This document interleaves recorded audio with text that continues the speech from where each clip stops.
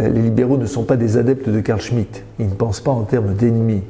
Ils pensent tout simplement, encore une fois, quelle est la réalité? Comment peut-on se servir de la raison pour comprendre une situation?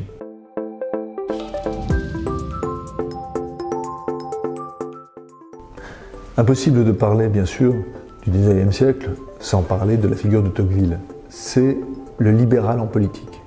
Ces prises de position difficiles vont le conduire, en tout cas, à refuser non pas les compromis, mais à refuser de renier la réalité. À Lévy, c'est peut-être le chaînon manquant, nous dit Nicolas Bavrez, entre les libéraux du XIXe siècle et Raymond Aron. Halévy publie L'ère des tyrannies. Il crée des liens entre, d'une part, le totalitarisme de nature fasciste, nazie, et le totalitarisme tel qu'il prospère déjà en Union soviétique.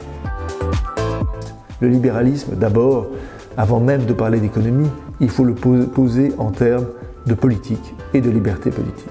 À Paris se réunit une conférence qui est la conférence Whitman. Dans ce grand colloque, on va voir que finalement arrivent des libéraux avec des sensibilités différentes sur la place de l'État.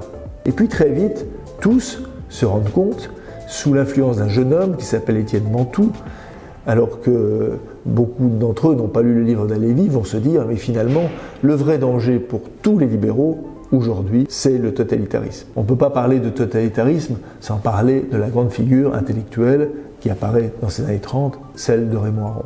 Aron, c'est bien sûr la question de la raison, la volonté d'essayer de comprendre ce qui se passe. Car finalement, qu'est-ce que le totalitarisme? C'est quelque chose qui essaye de mettre en place une autre réalité, cette réalité effroyable qu'est, quelles que soient les formes, l'idée d'homme nouveau. Et cette idée d'homme nouveau n'est rien d'autre que la négation justement de l'homme et de la personne.